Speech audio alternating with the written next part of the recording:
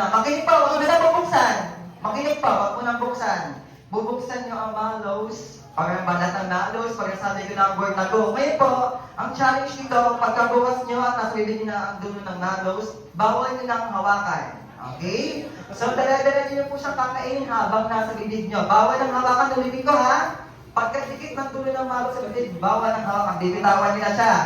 So, yung kids kayo na pwede lang hawakan dahil mga kids pa naman sila. So, ngayon, kayo, kunyari, ito yung mallows.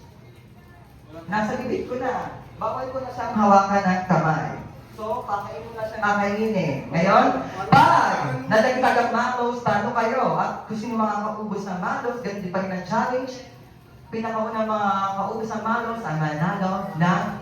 At since mga abot kayo, ito po ay major prize. So, ganyan nyo, players, ready ba kayo? Players, ready? Swallow that mallow. In 1, 2, 3, go! Okay? Hindi ko, pagkasuko, bawal ng hawakan. Okay? Ayan, ayun. Oh. Perfect. Kailangan ubos, ha?